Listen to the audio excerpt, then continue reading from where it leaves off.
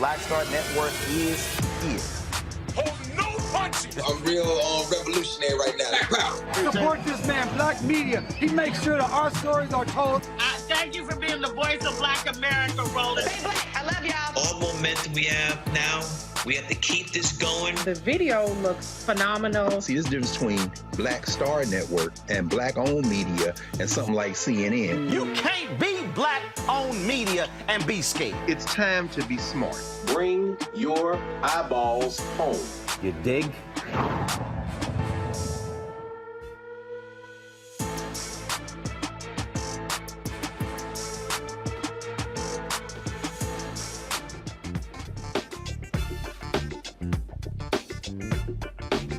It's Friday, December 29th, 2023, and I'm Candace Kelly, sitting in for Roland.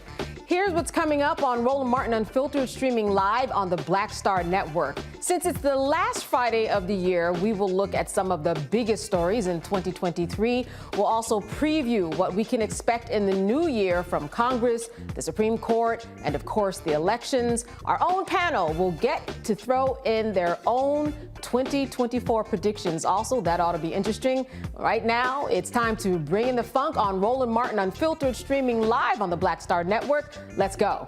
He's got it. Whatever the miss, he's on it. Whatever it is, he's got the scoop, the fact, the find. And when it breaks, he's right on time and it's rolling.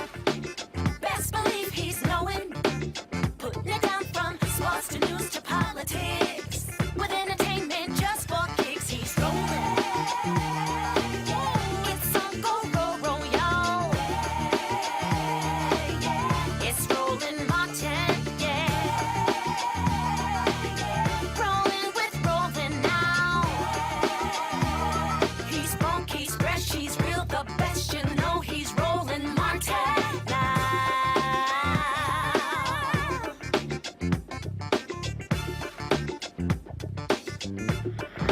Martin.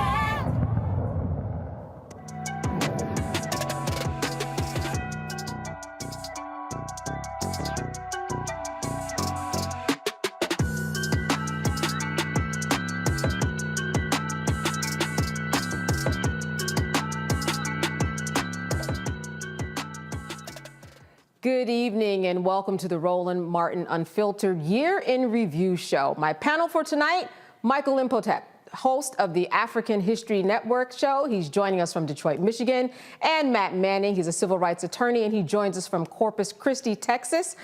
Are you guys ready to take a look at some of the stories we have not stopped talking about? Well, there are several stories that we're going to be covering. Trump indictment trials. First of all, I wanted to talk about President Harris and Africa College tour in Tennessee. 3 expelled, McCarthy appointment, and the ousting assault, and the assault on African American studies. So let's first of all, welcome to my guests. I know that this is holiday season. Good to see you. Let's talk a little bit about what happened in Tennessee. All right, we had 3 people that were ousted, and they were all brought back in. I mean, it really was kind of a power to the people who spoke. I want to start with you, Michael, about that story and what you think the legacy of that will be, and will this actually make it to the history books? Well, good to see you again, Candace. Yes, I think it'll make it to the history books. Representative Justin Pearson and Representative Justin Jones, 2 African Americans who were expelled. The one white female, she was spared by 1 vote. This is a legacy of the state of Tennessee, which is a former Confederate state, a state that did not remove the bust of Nathan Bedford Forrest, who was a Confederate general who also led the Fort Pillow massacre of 1864, and he was also the first Grand Wizard of the Ku Klux Klan right around 1867. They didn't remove the bust of Nathan Bedford Forrest till about 2021, and Roland Martin covered that right here on Roland Martin Unfiltered. So what we saw was these 2 young, powerful African-American elected officials who were trying to fight for voting rights legislation. Gun reform. Gun laws, responsible gun reform laws that would positively impact their communities, and they were shut down because the old white guard, the old white Republican guard, did not like how they were expressing themselves. So, yeah, this is something that's going to make it to the history books. And, you know, we see that slavery as well as the Civil War is in the news today. We saw the debacle from Nikki Haley. Yes, we did. You know, yeah, so we see this coming full circle again. So, yeah, this is going to make it into the history books. And Matt, I think that one of the things that this story speaks especially to is the power that young people or younger people, depending upon how old you are, really make a difference. Yeah, I think that's a great observation. They do really make a difference. And also they buck the system in ways that the old guard, as Michael indicated, are not ready for and are not accepting of, right? So really a lot of that protest, or that opposition to their protest rather, came from how they expressed themselves. And that's what we see in state houses around the country, is we see not only ideological issues, but we see people who don't like the way that people are doing it and representing the people whom they represent. So I'm glad both of these brothers are back there. I know it will be in the history books. But beyond that, we know that it's intellectually dishonest, a lot of it, because the same things that they were pushing back against, you see people like Tommy Tuberville doing, right? Filibustering to not let military appointments go through in the way that they think is acceptable. And really, this is a referendum on decorum, right? Absolutely. The idea that you're not doing it the way that we want you to do it. So I think that's part and parcel with that idea of young people not only being important, but young people doing it the way they want to do it, and the way that the people whom they represent want them to do it, and that pushing back against the old guard and their ideas of decorum. Yes, and you make an interesting point about decorum, because many times when we are stopped on the street, or when we are stopped in a restaurant, when we're stopped at hotels, it often is about how we are doing something that people just don't like. It's just a process of decorum and something that doesn't sit well with them, but they can do it on their own terms. That's precisely right. And we see that a lot. In fact, if I remember correctly, one of the things that came out of this was there was an assault charge down the road, right, where the speaker himself was allegedly assaulted Mr. Johnson, I believe it was. And I know there was video of that. But, you know, that just shows you the kinds of fires that are being stoked in these state houses. And Roland's not here, but what he would say is what? Voting matters. And this is why it's important that people come out and vote, because what's happening in our state houses is people playing politics, not protecting the people. And that's what this was indicative of, them playing politics and not liking how these young brothers were standing up for the people they represent. You're right. Roland would say, get to the polls. This is why it matters. I also wanted to talk about Kamala Harris, Vice President Kamala Harris. We didn't hear quite a bit about her college tour, her Africa tour. And I think that is interesting how she is being marketed, if you will, like the public relations effort with the vice president. How do you think that's going, Michael? Because the fact is that she is doing something, but it is not always in the headlines. And I'm not sure exactly what the administration is doing to really sell her. Well, earlier in the year, the administration said that they were going to start utilizing her more and having her more out front. We know that she did the HBCU college tour, which I think was extremely important, and to do it this year, because this is an off year for the election, and then do part 2 of it in September, October of 2024, leading up to the November 2024 election. She had her Africa tour. Now, let me try to put this as politely as I can. Africa cannot trust the United States. Let me just put it like that. And Africa cannot trust Russia. And that's one of my teachers, Professor James Small, who knows more about this than anybody else, who told me that personally.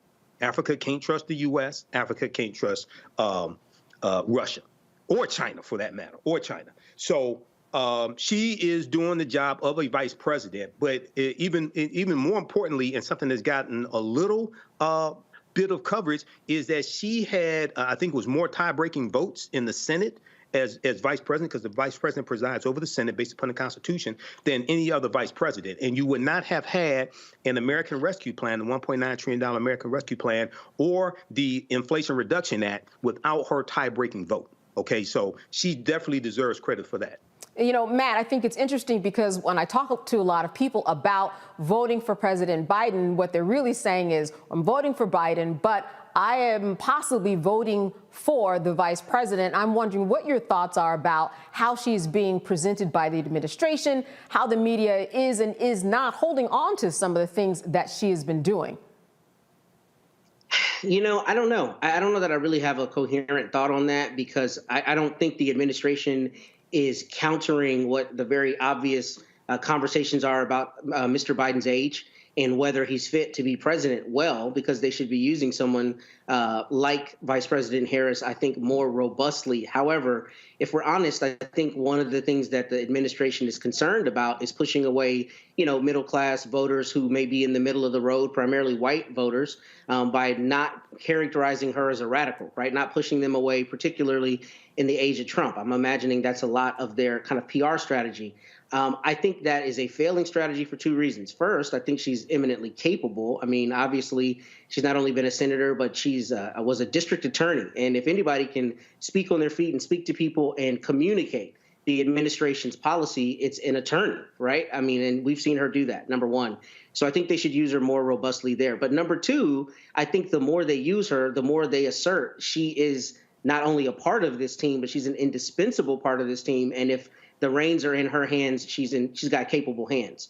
I think the more they keep her in the background, the more they indicate that they don't think she's capable hands. And she obviously is. So I think the administration needs to find a way to not push away the people they're afraid of pushing away, but also make use of her strengths, which we know there are many of. African American studies has been on trial. It's interesting to look at the history of this, not only with Ron DeSantis, but just across the country, and how history books are literally being altered. What are your expectations? I mean, when we look at the Black community, we have been stepping up in churches and homes and trying to really fill in the blanks, Michael. What do you think that we as a community need to be doing in terms of the next steps to try to put this to a halt? Well, we need to reclaim our history, embrace our history. We need to continue the fight. What's going on in Florida right now is a clear example of an attempt to suppress the teaching of African-American history, as well as the history of slavery specifically, or sanitize how it's taught. We see that African-American churches, hundreds of African-American churches, have stepped up. They're using a study guide put together by Faith and Freedom. It's an organization in Florida, nonprofit organization, and it consists of like 11 chapters, and it's a study guide that deals with African American history.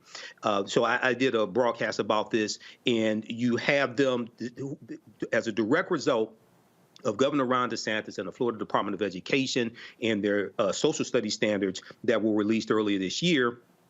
They said that they had to start teaching this history in the churches to our own people. So you have that fight. At the same time, we have to push, because the history of African Americans has to be taught in every school across the country. The way you treat a people is largely based upon what you know about a people. What you know about a people is what you've been told, taught about a people, based upon everything you've read, seen, and heard. And this is something that Dr. Carter G. Woodson, who created Negro History Week in 1926, who co-founded the Association for the Study of Negro Life and History, taught. He professed this, okay? He knew that the history of African Americans had to be taught in every school across the country, not just schools that we attend, okay? So the fight continues, but this also is this also boils down to who you vote into office.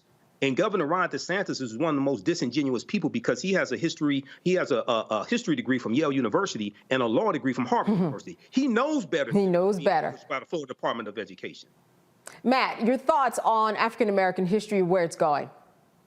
So first, I don't think that we're really looking at this with the right lens. Frankly, we're starting with the premise that there is a belief that African American history is as valuable as European history.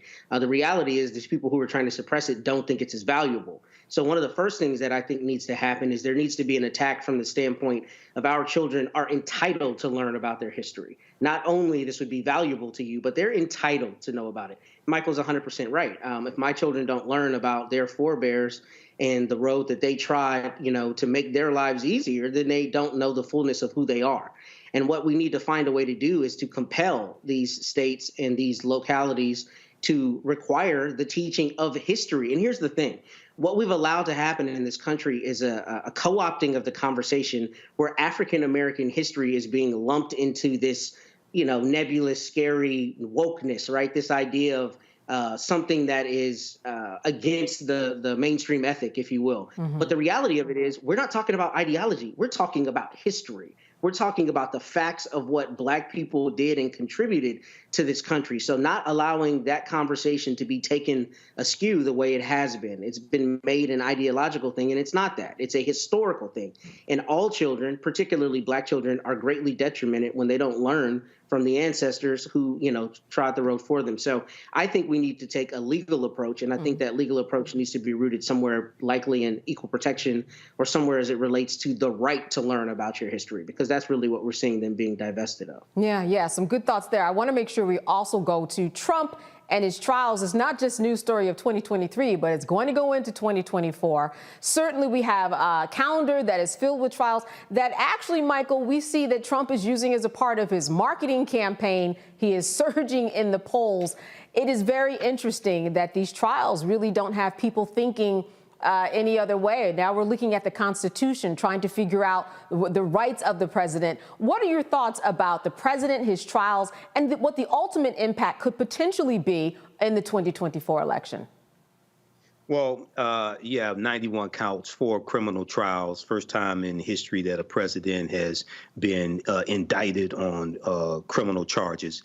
And at least one of these trials could very well go to trial before the November 2024 election. This is an off year. A lot of people are not paying attention to this. Those here at Roland Martin Unfiltered, we pay attention to this on a daily basis. And yes, he's going to grift, and yes, he's going to raise money off of this and raise money off of making himself the victim, because that's what he does. I think as we go into 2024, it's going to become more prevalent of one, what he is being accused of, and this is going to tie to the January 6, 2021 insurrection, which was an insurrection. 2, people are going to start realizing more what a second Trump term can look like. They're going to learn about Project 2025. They're going to learn about the plan that the Trump acolytes have with the Schedule F employees and getting rid of thousands of government employees and replacing them with Trump loyalists. Okay, and they're going to start seeing the difference between a democracy, even though it's imperfect, and an authoritarian government, which is what Trump is proposing. So I think these trials are going to have a huge impact in November 2024, and it's going to be to the detriment of Donald Trump. Matt, to the detriment of Donald Trump, or as we've seen with the polls, he's surging and he will continue to surge? I think those aren't mutually exclusive. I think he may continue to surge, but I think he may be cooked in at least one of these trials. I think the Mar-a-Lago trial is going to be among the most difficult for him, because I think the undisputed evidence will be his team had an opportunity to confer with the government and was not only not honest, but that there was some intentional acts on his part intended to not return some of those documents. So I think that'll be problematic for him. I also think Fani Willis has built a great trial there, or rather a case there in Georgia, although I do wonder what the evidence is going to be as it relates to linking him to the conspiracy. But those are separate issues. As it relates to him and his marketing, I mean, we've seen that his team is adept at using these things to foment anti-government sentiment and to foment, you can't trust anybody but me. I think he's been effective with that. But I do think that this is a really effective barometer for us to see the people out there who are open to living in an authoritarian society, because I don't want it to be histrionics, but it's the truth. When he says, I'm going to be a dictator on day one, when he completely flouts the entire legal system and says, rule of law for everyone who doesn't look like me. But if you're saying I did something wrong, you can't trust it because it's all fake and it's all corrupt. That's when we start our descent into, banana republic, frankly. That's when we start our descent into a society that is willing to grip onto the rantings of an authoritarian, somebody who's telling you they want to be an authoritarian. And that's what I think is really problematic about this. So if the juries really make decisions based on evidence, they find beyond a reasonable doubt that he committed these crimes, then I think that will let us know that there is still some basis for the rule of law, so to speak, here in this country. If not, if he walks on everything, then I think we begin our descent into authoritarianism, full speed ahead. All right, and full speed ahead we go with our year in review. This is Roland Martin Unfiltered on the Black Star Network, and we'll be right back.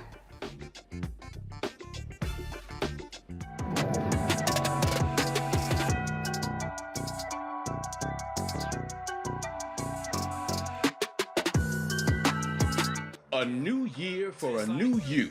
Curl Prep Natural Hair Solutions at curlprep.com is an amazing organic line for curls, locks, braids, twists, and even those wigs and extensions. Women, men, and children are loving this line.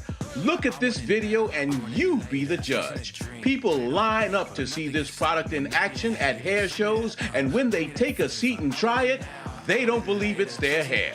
Buy the products at curlprep.com. It works on all hair types. Use code ROLAND, that's ROLAND, lowercase letters, to get a 15% discount.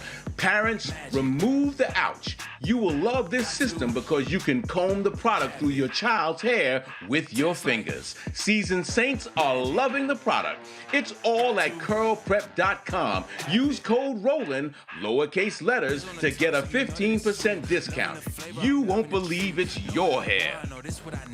Give me that bass, give me that beat. Hit on your tongue, I can feel an explosion. I'll take another if we keep it.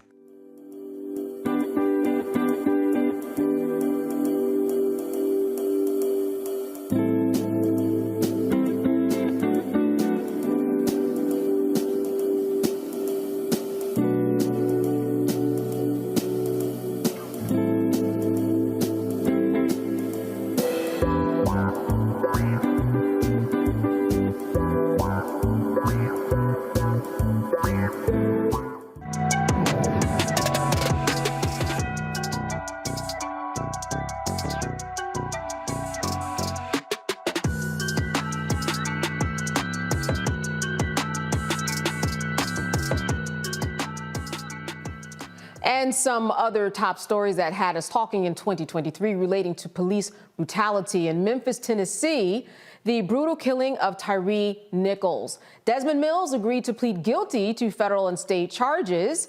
Tadarius Bean, Demetrius Haley, Emmett Martin III, and Justin Smith will face a jury in August of 2024. And what about the Michael Corey Jenkins and Eddie Terrell Parker torture in Mississippi? 5 former Rankin County Sheriff's deputies pled guilty to state charges of obstruction of justice, conspiracy to hinder prosecution, and home invasion. In Jackson, Mississippi, Dexter Wade was fatally struck by an off-duty police officer on March 5th. He was buried for more than 5 months before authorities notified his family.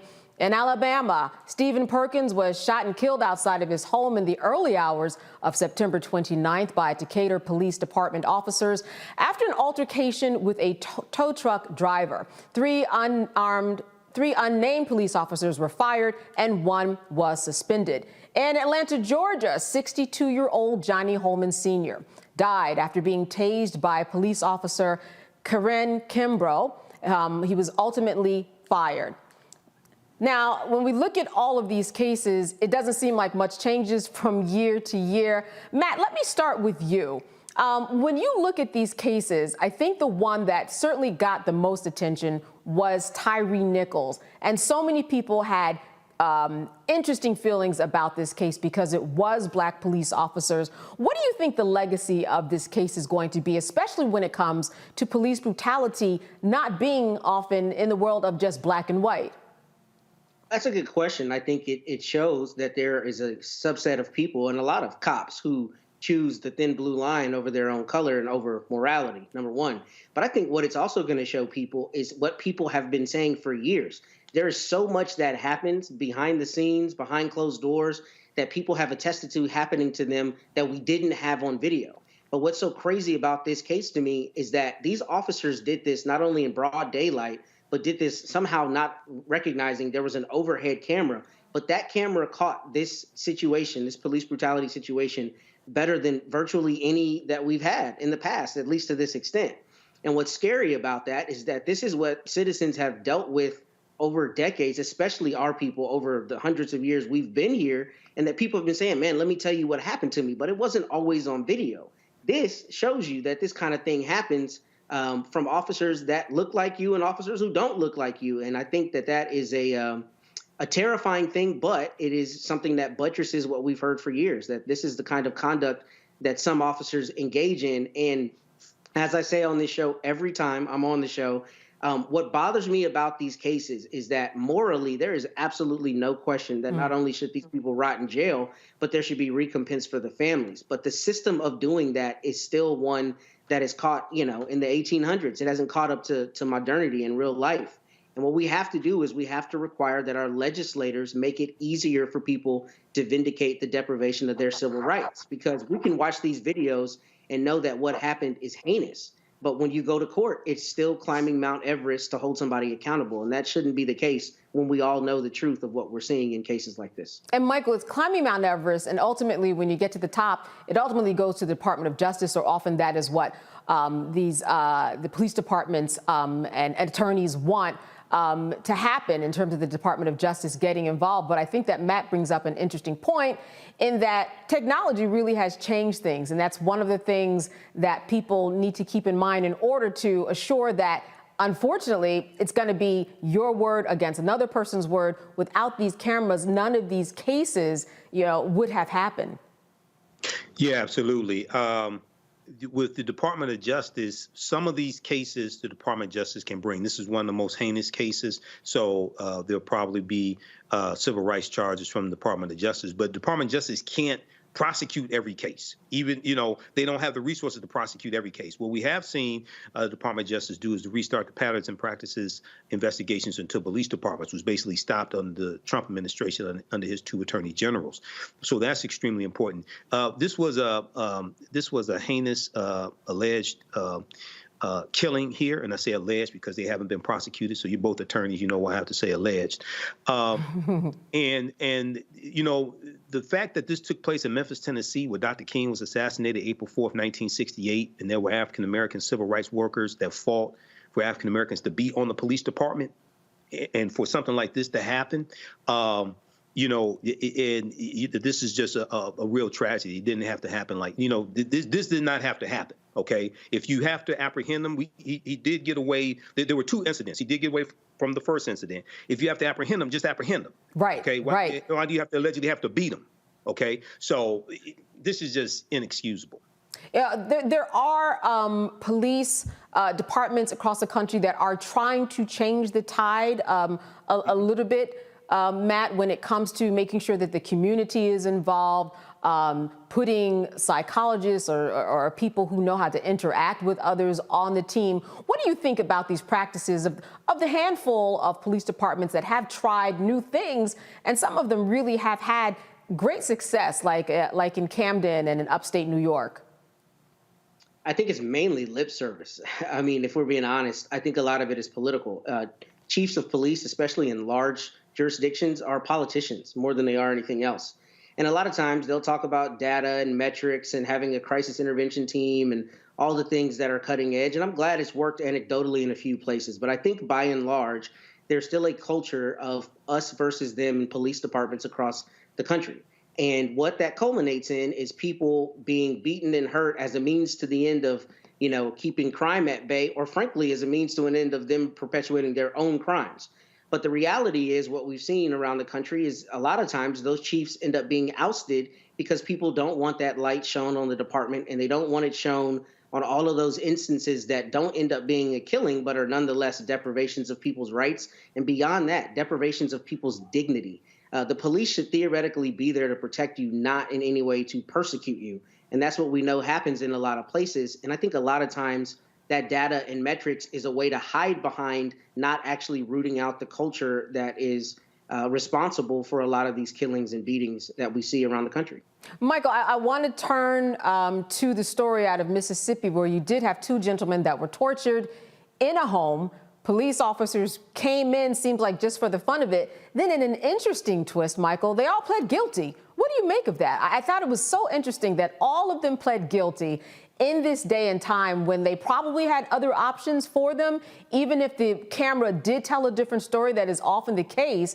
But this seemed rather peculiar. Yeah, this specific case, I think I remember this vaguely. I think we talked about it here.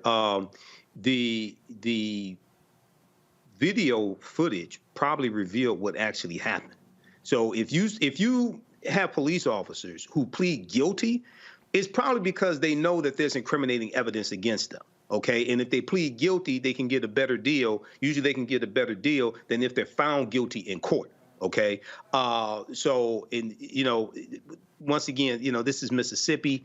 You have appears to be 5 white officers, one who may be white or Hispanic, but could be half and half, who knows. But once again, this is just something that's senseless, okay? And I would like to know, based upon the evidence was presented in court, was there any racial motivation or documented racial motivation behind this? Not what we perceive, not what we think, but actually what we can prove. Right. And Matt, when we look at it, perhaps Michael's onto something. They pled guilty. I mean, really, they had no choice. And when you plead guilty, then you do have at least a few, maybe one ace in your hand to do a little bit of negotiating. Maybe, but pleading guilt is a lot of times purely a risk mitigation thing, right? I mean, like to Michael's point, they may not have clear evidence of it being racially motivated, but their lawyers may have told them you need to be worried that if a jury thinks it was racially motivated, they're going to pop you with a much heavier sentence than they would if they don't. So a lot of that is risk mitigation, but I think he's exactly right. I think if these lawyers were, skilled, effective, experienced lawyers, they may have looked at it and said, you're dead to rights. That's what happens a lot of times with the guilty plea. You don't have a real way to defend this, and you're going to go to a jury and get popped. So hopefully what this is indicative of is that the evidence there was truly strong. But the one benefit of a guilty plea is generally you can't appeal it, right? Unless there's some kind of fraud or something that the court finds is justifies overturning the conviction. So the good thing here is you have people that will for sure be punished for their crimes rather than maybe doing a little time and then being released on a technicality. You have 3 sons, correct? I do. I'm wondering, how has your conversation with them morphed over the years, or will it, when we continue to see the same types of incidents and killings and tortures over the years? Well, thankfully, my sons are so young that they're more worried about Mario than they are anything else right now. So you're not quite there yet, but I'm sure you are planning. I am, but it's interesting that you would ask that because my concern starts even at the behavioral in their school, right? The level of how they're being disciplined as opposed to the other children. Thankfully, the school they go to knows I'm a civil rights lawyer, so hopefully they don't want that smoke. But outside of that, the truth of the matter is I have to always be conscious of that, right? Because they move through the world and the world sees them as black men. And the reality for black men in this country especially is we have a target on our back. So I think what I'll have to do, of course, is not only give them, quote, the talk, but prepare them with the information to protect themselves. Because as we talked about last time on the show, a lot of times we're in situations where we don't have the information on how to protect ourselves, and we make missteps that end up hurting us on the back end, right? In terms of admissions or other things that we say or how we interact with the police. So God willing, the conversations I'll have with them are about not to consent to searches, about how to conduct themselves, how to keep their eyes open about things that are going on. Because a lot of these cases, it's easy for an officer to say, I was in fear of my life, and then we're having a different conversation. So it's unfortunate, but in reality, I have to prepare my sons for the reality of the world, which is when you come into contact with a police officer, you need to handle yourself in a way such that they know you're not a threat. And it's terrible that we have to do that. But that's the truth, especially if you're on the back road in South Texas and one of the few black kids who lives out here. You got to be prepared for that, and that's just the truth of it. That's right, especially after the sun goes down. Michael, I want to wrap with you. We talk about perception, and often that is what this is about. This is about police officers, whether they're black or white. When we talk about Tyre Nichols and how they perceive a black man or woman, their strength, what their fears are, and what they think this person should be doing and what they are allowed to do. And I think that that's been a thread through so many of these cases, is that there's a perception that we are just more of a threat. Well, yeah, but that's been perpetuated by media for decades. If we go back to February 8th, 1914, there was a huge New York Times article that talked about how because of Prohibition, Negroes were turning to sniffing cocaine because whiskey was illegal. And in this article, it talked about the fear that black men, when they're high on cocaine, would try to rape white women. And do police officers now need to carry a .45 caliber handgun because the .38 is not powerful enough to kill a Negro on cocaine? So this is in the history of this country, perpetuated by the media. So this goes back to one of our earlier stories, why African American studies, African American history has to be taught in every school across the country, because it attacks a lot of these stereotypes that are perpetuated by the media. And when you've been inundated with tens of thousands of negative images of a targeted group, when you come in contact with someone who's representative of that targeted group, you act based upon your programming. So African American history, African American studies helps to deprogram white supremacy. I like the way you tie that all together. All right, we have a lot more with Roland Martin Unfiltered. You're watching the Black Star Network, and we'll be back after a break.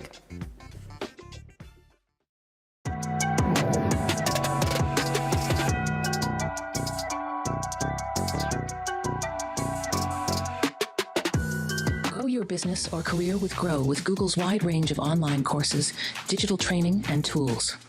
Gain in-demand job skills with flexible online training programs designed to put you on the fast track to jobs in high-growth fields. No experience is necessary. Learn at your own pace. Complete the online certificate program on your own terms. Stand out to employers, get on a path to in-demand jobs, and connect with top employers who are currently hiring.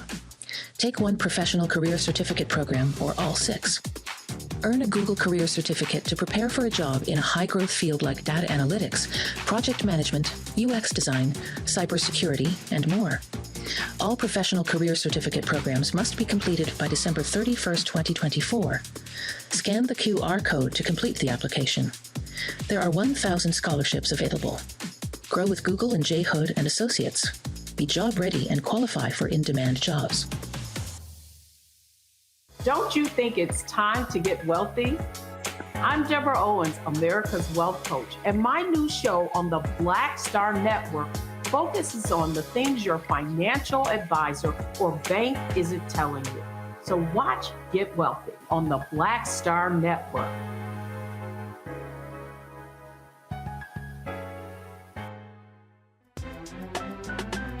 I'm Faraji Muhammad, live from LA.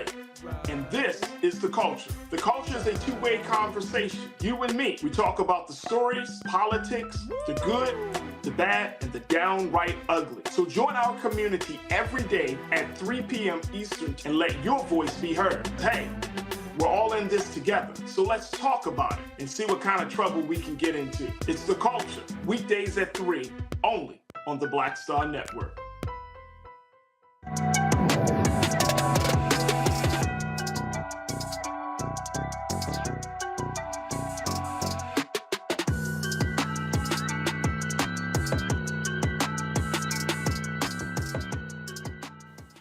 All right, we're looking at some headlining stories of 2023. Now, here are some trials and lawsuits that didn't make sense to a lot of people. Baltimore's former top prosecutor, Marilyn Mosby, was convicted of 2 counts of perjury. The federal jury found she did lie about her finances to withdraw money from the city's retirement account under a program designed to help people struggling financially during the coronavirus pandemic.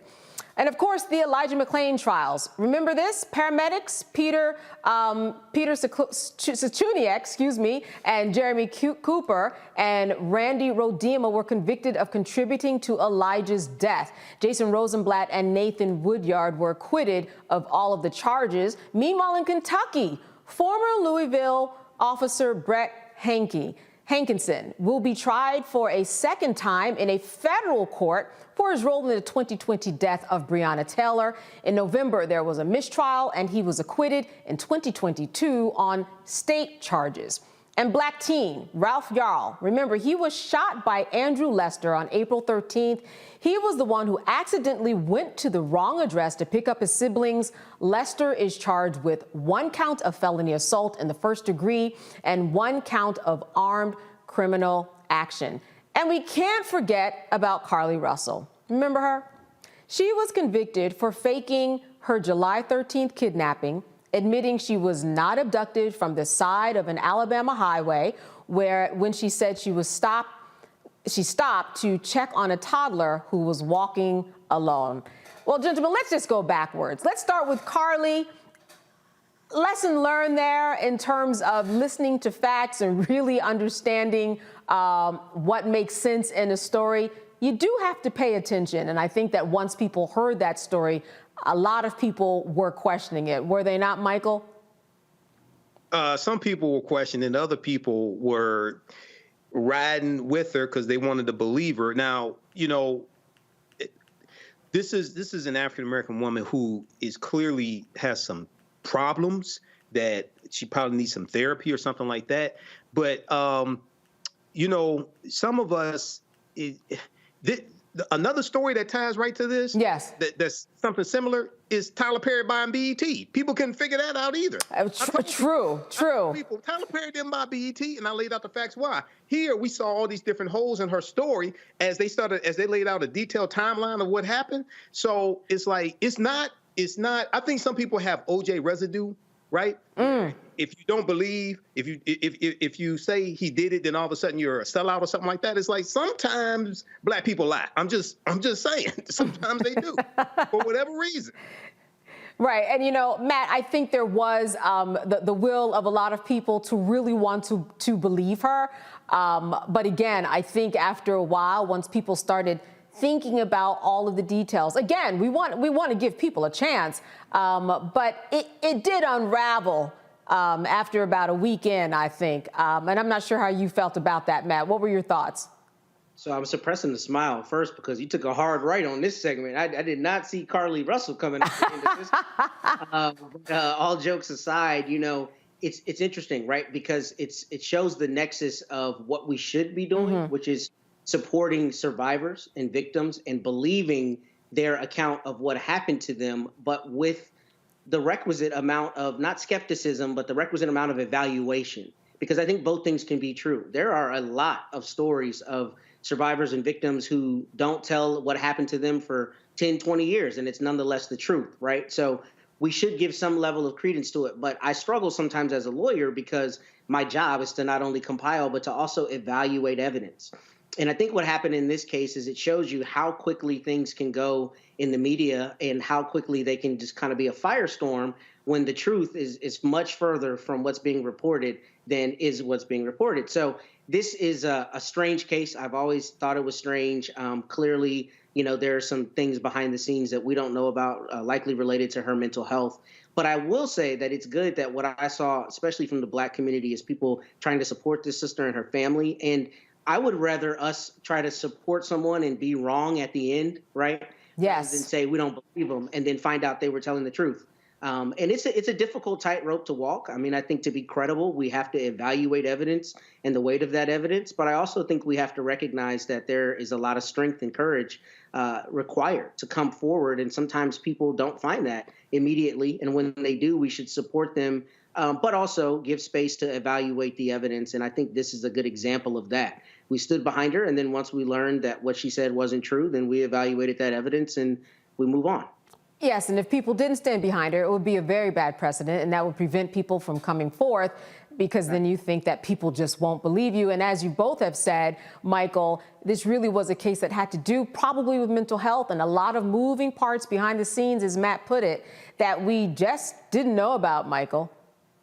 Absolutely. And this is a call for more funding for mental health and especially in the African-American community, destigmatizing mental health and needing to go to therapy, things like that. We have this stigma in the African-American community. A lot of it is probably a holdover from slavery, not being able to get the proper health care during slavery and even somewhat so after slavery as well, and dealing with the psychological trauma that we've been through in this country, whether it's racial terror, whether it's sexual violence, et cetera. And the sexual violence can come from white people, or it can be intraracial. It could be African-American men inflicting sexual violence on African-American women. So at the end of the day, this calls for more funding when it comes to mental health and destigmatizing the need for mental health in the African-American community. Matt, Ralph Yarl went to the wrong house, went to get his siblings, and then he was shot. Now, when we look at this particular case, it just reminds me of the fact that, you know, in New York, they say, you know, say something, you see something, you say something. And this just sometimes when I see different things, it gives me hesitance to even do anything or get involved because you just don't know how people will react these days. What is the takeaway from this Ralph Yarl situation? part of it is my dad is right. The Reverend Manning would tell me when he calls me, he said, son, you know, these conservatives are always talking about guns. And here in Texas, everybody wants to have a gun. And what happens is people shoot first and ask questions later. I say that first to invoke my dad. Right. But secondly, I don't think he's wrong. I think what is scary about this is exactly what you see being the expected consequence of emboldening people to do things like just shoot first and ask questions later. I don't know all the evidence in this case. I suspect a lot of what happened, if not all of it, is because Ralph Yarl is a young black man. But this did really concern me because I have a 13-year-old son, and he could go to the wrong door and he could be shot by somebody, especially in a place like Texas where so many people have guns. So what I'm hoping here is that the jury threads the needle on this, because what concerns me about this case is it was this gentleman's property, right? So he's on his property. And as you know, Candace, and you know as well, Michael, there may be people who say, you know, he's on his property. He doesn't have to wait to retreat, or he doesn't have to wait to find out if somebody's there to hurt him. But what juries have to do in this situation for all the viewers is they have to evaluate the veracity of the self-defense or the stand your ground, if they have that in Kansas. And that's really the question here. Did he have a reasonable belief that Ralph Yarl was there to hurt him? And I think all of the evidence that I've seen at least shows there's absolutely no way he could have that reasonable belief. So that being the case, this should be a situation where 12 people convict him by looking at a nuanced, you know, view of the evidence and showing he had no reasonable belief to believe he was in fear of his safety and therefore could not use force. It seems to me pretty simple. Now, I don't have all the evidence, but I don't know that there's anything that indicates Ralph Yarl was in any way threatening him. So hopefully there will be justice for this young man, because this absolutely should not have happened to him. Michael, do you think that this reasonable belief expectation is met by this man, or that potentially a jury could think that this man did have a right to do what he did because he reasonably believed that he was going to be harmed in some way, and it was his home? Well, not having seen all the evidence here, just going by news reports, I don't see anything that stated that Ralph Yarl was actually a threat. He tried to open the door, but, you know, just because if somebody comes to your door and jiggles the handle, does that mean you should shoot through the door and shoot them in the head? And this is what happened here. Now, what's interesting, what could be a defense here is going to what his grandson said, that his grandfather sits up and watches Fox News all day. And his grandfather is fed these negative stereotypical images of African Americans and fed fear through Fox News. That's what we were talking about before. Yes, propaganda of the media. So, and then he came in contact with someone who was representative of that demographic that he's been fed negative information about, and he responded based upon the programming that came through the media. This is what happened. So I haven't seen anything that says, you know, and the other thing was, he said that he was scared. Just because you're scared or startled does not mean you can shoot. It doesn't mean somebody is a threat because you're scared or startled. That's the other thing. You have to have judgment if you are a gun owner. So hopefully this guy will be convicted. So I want to talk about Elijah McClain briefly, because we talked about it extensively the other day when the paramedics were convicted. Certainly this is quite a precedent, Matt, especially with you being a civil rights attorney. When we talk about the rights of someone who was in a situation like Elijah McClain, what the police did to him and how he died because of the lack of intervention of the paramedics, except for to give him an overdose of ketamine. What do you think about this precedent being set in terms of holding paramedics who work for the state and the county on federal level charges? So I haven't seen how the charges are lobbied, but as always, you ask an incredibly astute question, because I just had to turn somebody away not long ago to explain. Unfortunately, there's nothing I've seen that puts an affirmative duty on first responders to act a certain way in a certain situation. The reason that's important is because people tell you all the time, oh, I called the police, they didn't show up for 2 hours, or they showed up and they took a report, they didn't arrest this person, right? People don't understand that they don't have an affirmative duty to act in the way you think they should in every circumstance.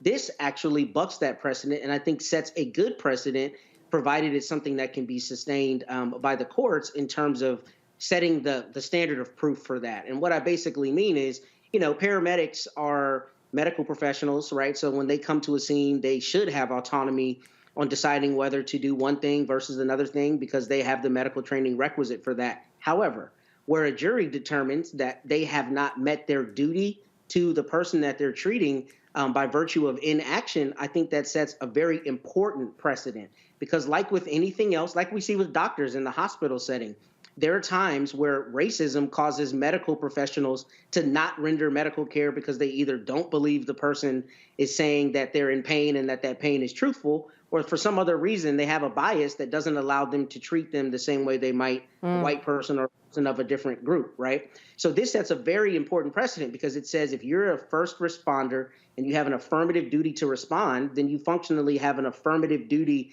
to do your best job and to take care of somebody. You don't get to not take care of them. And I think that's important because I would imagine with paramedics and a lot of other first responders over the years, there have been people who have been hurt by this inaction.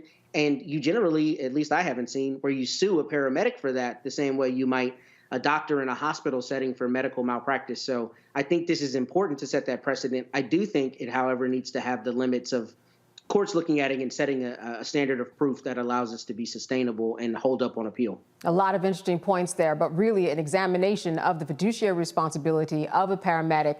And also just the fact that they didn't do the baseline checking his vitals and overestimating his weight and just being too quick to act because, again, probably of the perception of what was going on there. All right. Well, Roland Martin Unfiltered will be right back here on the Black Star Network. Stay with us.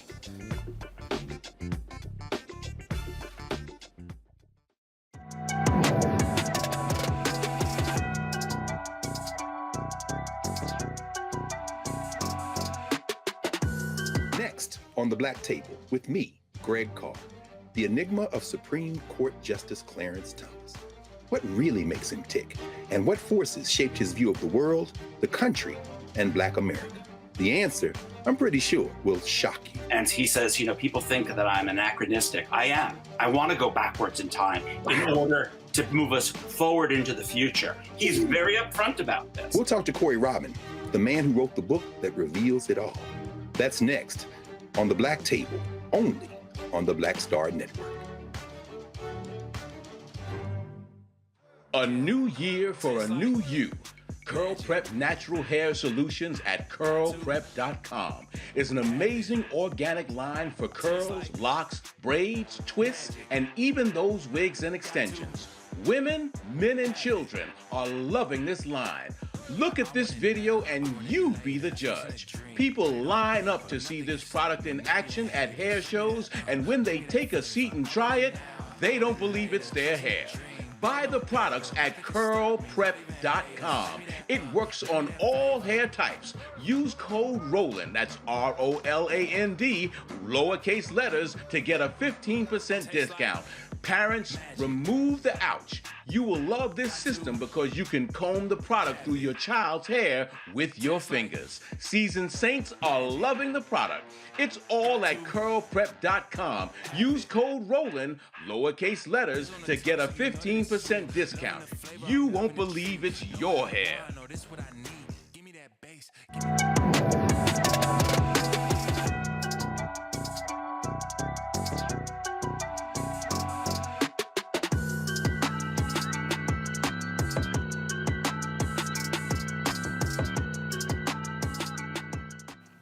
All right, our year in review. Let's talk about 2023 and a couple things going on in the Supreme Court of the United States. They were busier than ever. We're going to touch upon affirmative action, student loan forgiveness, voting rights, and of course, Clarence Thomas. Gentlemen, Clarence Thomas and those ethics concerns were certainly something that were a big deal. In fact, there have been some new ethics rules that have been created for the Supreme Court. And I think that people have been wondering all along, Matt, why were there not these ethics rules in place before? But Clarence Thomas certainly shed light on it. What are your thoughts about what the Supreme Court has done in response to what he did? Man, look. Uh-oh. Going to hold themselves accountable until they absolutely have to do it. Let me tell you something, Candace. If you go out right now and your black behind does something they say is against the law, what are they doing? Hooking you up and taking you to jail, right? Mm-hmm. But the Supreme Court, you can have a conservative guy paying for your mama's house, right? Paying for you, flying you out. He got flued out by this guy. He got flued out by him, right? And did not disclose any of these trips. And a lot of these Supreme Court justices have. And all jokes aside, this is extremely problematic because this is yet another thing that shows how the other half lives, the half that makes the decisions, right? The Supreme Court. The idea that they finally put in some ethics rules at the behest of basically everyone, but just kind of acted like they didn't have to have them before is BS, because judges on the district court level, at the appellate level, and on the state level all the time do things where they can be sanctioned. Absolutely. They can be censured, right? You know, we talked about it last week about the case in Washington where the judge put his thumb on the scale and did some things to the extent that they thought it was appropriate to file a judicial complaint. The idea that the Supreme Court would not already have that code of ethics and adhere to it scrupulously is a problem, is a big problem. And with Clarence Thomas in particular, obviously he's a tool of the devil, so to speak, insofar as he is the real paragon of conservative values that are so often against his own people. We know how he's chosen up against us. But at least you generally see conservatives try to uphold the code of ethics as a means of applying it on other people, right? But here you didn't see that. You saw instead the Supreme Court begrudgingly adopt this code of ethics. And I think the real question will be, how will this code of ethics actually be held against them? I don't know if Congress is going to pass legislation. I highly doubt that. But the problem is, I mean, it's basically like when the police investigate themselves. What happens when they find a violation of the code of ethics? I mean, what is the real remedy for that?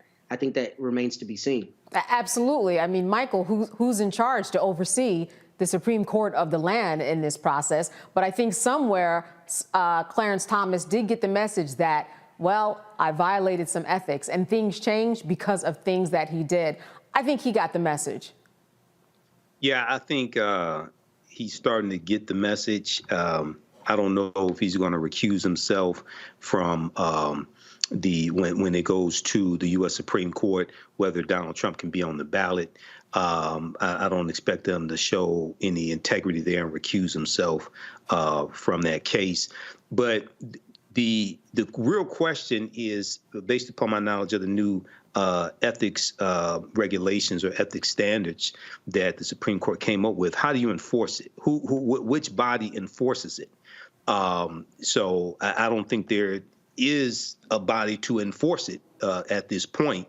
So, but what is important really for people to understand is how you got to this 6-3 conservative court is because of Trump becoming president in 2016 and getting 3 conservative justices confirmed through Mitch McConnell's U.S. Senate. Yes. Okay. And so this is an example of how elections have dire consequences. And in the case of Supreme Court justices and federal justices, those are lifelong appointments. So they have lifelong consequences. Clarence Thomas was nominated by George H.W. Bush in 1993. It's 30 years later. He's still on the Supreme Court ruling. Okay. So this is nothing to play with. This is serious. And, you know, Matt, I think it's especially important because the Supreme Court is going to be doing so much, whether it has to do with Trump's immunity or anything else that has to do with the election that's coming up, whether or not Trump is going to be on the ballot. They're making some important decisions. So when we talk about ethics and whether or not they should recuse themselves or even stay on a case, we do have to get into their backgrounds to determine whether or not there's a conflict of interest. Absolutely. But to that end, I think we might also need to consider literally a constitutional amendment to change not only how they are appointed, but how they are retained, but also whether they have any kind of partisanship. Because the thing that makes no sense to me about the Supreme Court all the way down to your local municipal court is when you have judges that have openly known partisan leanings. I mean, the one place you should theoretically be able to go and have an objective arbiter is a court, including the Supreme Court. But instead, we're sitting here talking about how 6 of these jurists are known to be conservative and 3 are known to be liberal. And that's the reality of the system. But the problem is we now have to be concerned about whether our rights are being taken away because of the makeup of this court. And that's always been the case, but it's especially problematic now. Because now, when we look at the Trump immunity, you don't have 9 people in a vacuum deciding it. You have 6 people, 3 of whom he put on the court, right? So when that immunity question comes down, and if it's in his favor, you can never really have true, belief that it came down because that's the way they really thought it should happen. It's more confirmation bias type thing. They're making a decision in the direction of the person who put them on the court. So I think we need to be looking more systemically at how we change the Supreme Court, number one. But number two, we need to stop having people on the court who are so far beyond being tuned in with society. I mean, what we have right now is we have a court that is probably starting out with the ending decision and then finding a way to make their opinions go on where to end up, rather than looking at the crux of the issue and making decisions based on that.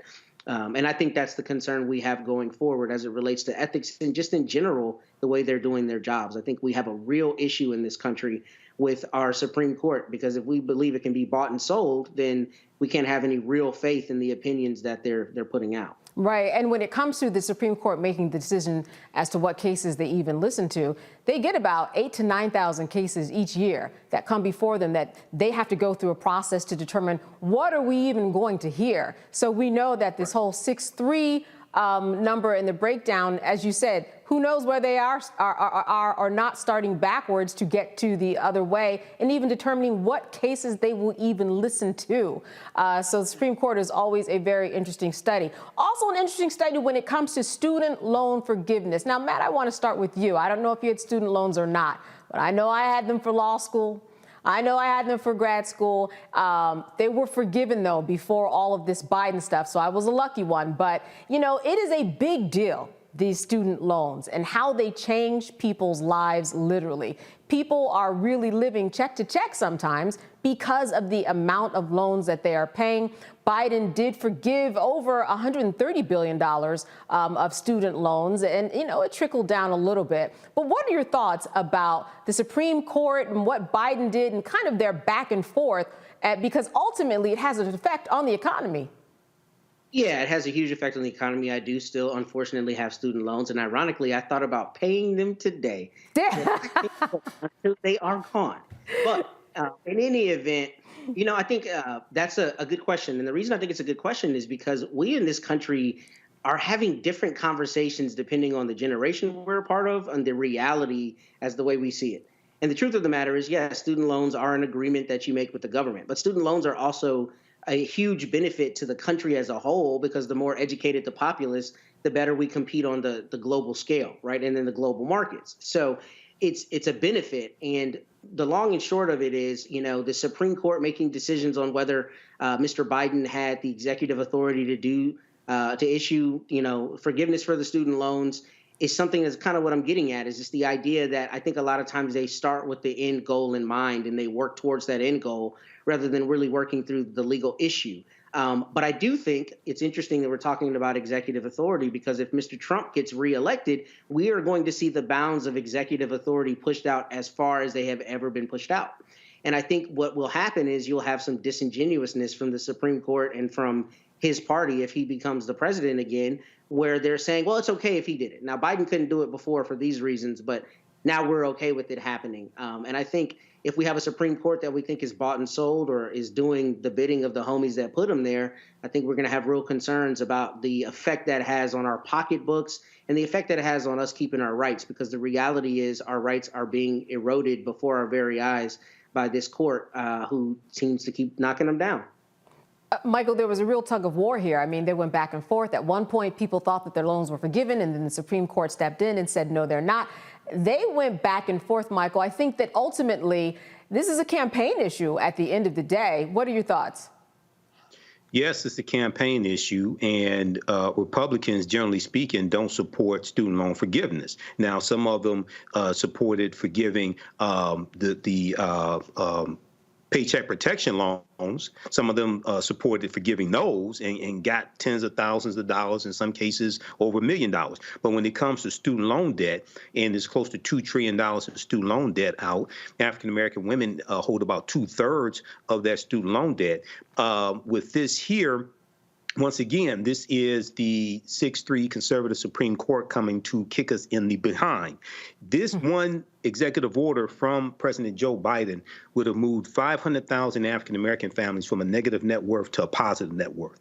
This would have had a tremendous impact. And this is something I was cautioning all these woke-ass people out here who was saying what's holding up Biden on forgiving student loans. An executive order is not just writing out a wish list on the back of a napkin. You have to do deep legal analysis to determine if you're on firm legal standing, because this could get overturned in court. They were using the 2003 HEROES Act passed by Congress that in times of a pandemic, in times of a crisis, gives president power to discharge debt. And it applied here as far as the COVID crisis.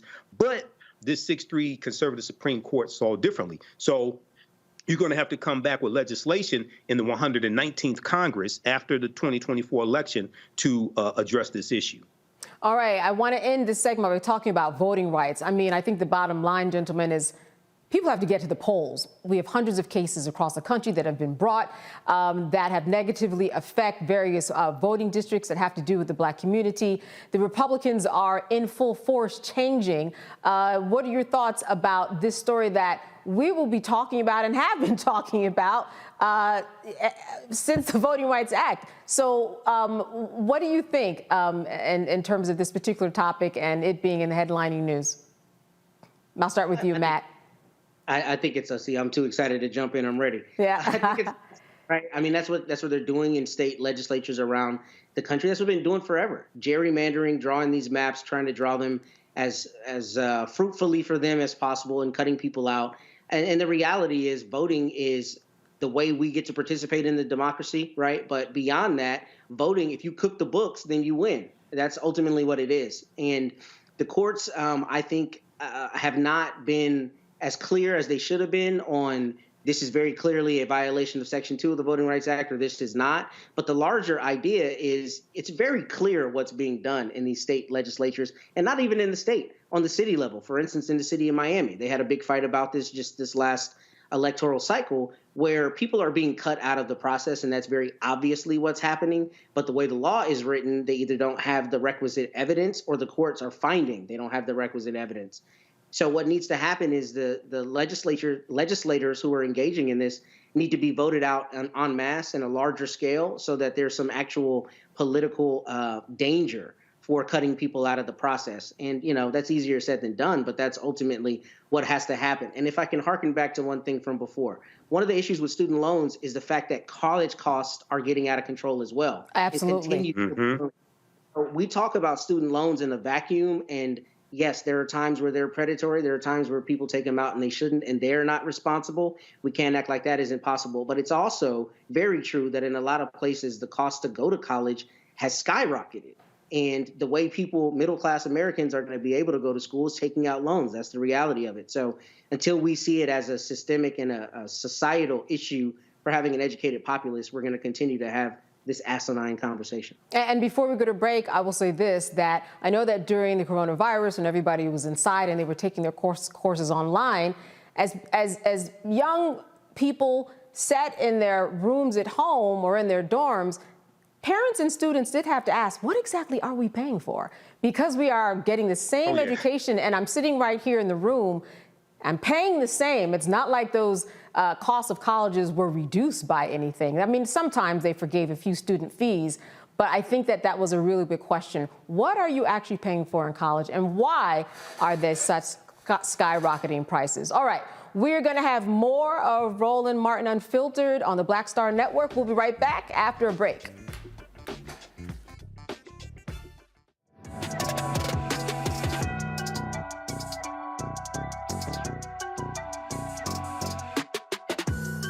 I'm Dee Barnes, and next on The Frequency, we're talking about the rise in great Black literature and the authors who are writing it. Joining me will be professor and author Donna Hill, discuss her writing journey and becoming a best-selling author. I always was writing, but I never saw anybody that looked like me in the books that I was reading. Plus, her work with the Center for Black Literature and next year's National Black Writers Conference. That's right here on The Frequency on the Black Star Network. Hi, I'm Dr. Jackie Hood Martin, and I have a question for you. Ever feel as if your life is teetering and the weight and pressure of the world is consistently on your shoulders? Well, let me tell you, living a balanced life isn't easy. Join me each Tuesday on Black Star Network for A Balanced Life with Dr. Jackie. We'll laugh together, cry together, pull ourselves together, and cheer each other on. So join me for new shows each Tuesday on Black Star Network, A Balanced Life with Dr. Jackie.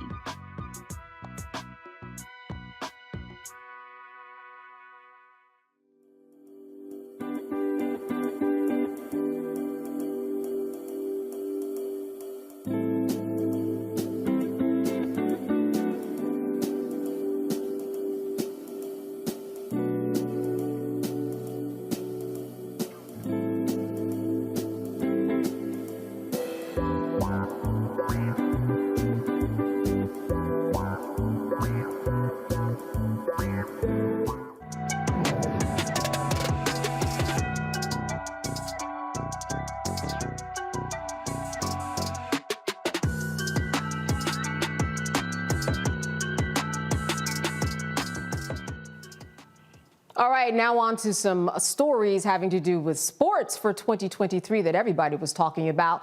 Damar Hamlin suffered sudden cardiac arrest during the January 2nd football game after being hit in the chest during a routine play with Bengals receiver T. Higgins. He made a full recovery. Meanwhile, Jim Trotter, he was fired from the NFL Network in March.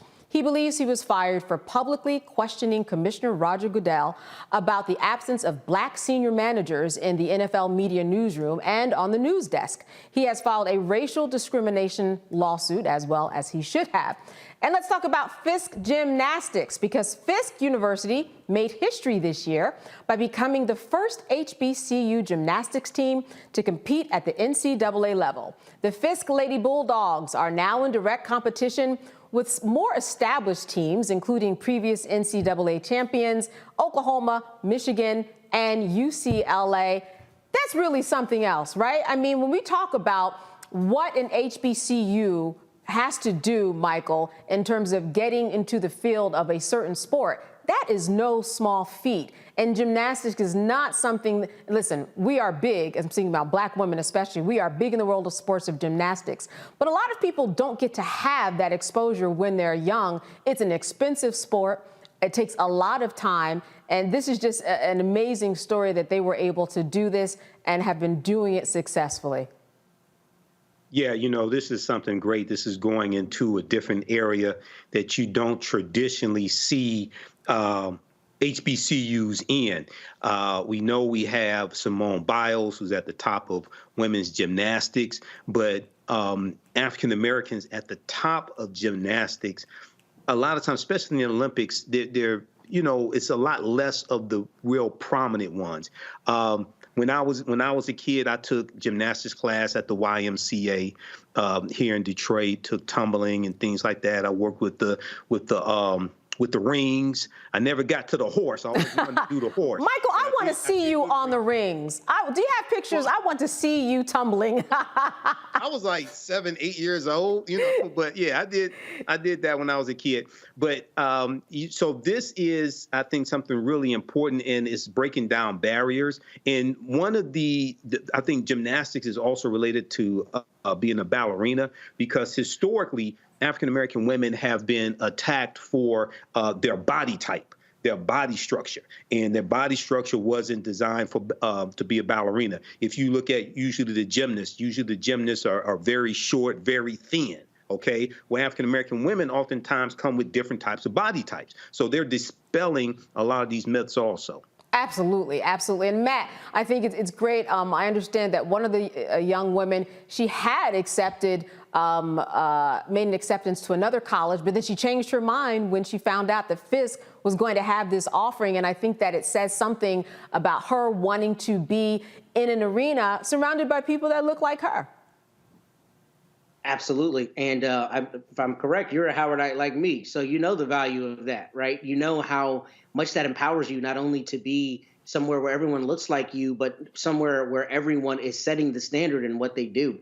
I think that's lost a lot of times on people, but HBCUs are incredible institutions with incredible programs in incredibly different and difficult realms like engineering and some of the other sciences and STEM. So outside of that, in the athletic context, I love that. And we've seen that conversation on a larger scale, albeit in a little different way, in terms of some of the recruits who have decided not to go to other D1 schools to go play for primetime, right? Right. This idea, this culture and what is being cultivated here allows me to have my personhood to the greatest extent of its fullness. So I like that for that sister, and I hope many others follow in her footsteps. And shout out to Fisk. I mean, this is wonderful that not only are they dispelling, to Michael's point, the idea that African Americans, Black people cannot be involved in gymnastics, but a lot of times what you'll see here is you'll see pipelines where people will start to realize not only is this something I can do, but the costs aren't as prohibitive as I thought they were. And then here's a bastion of people who are doing it at a very high level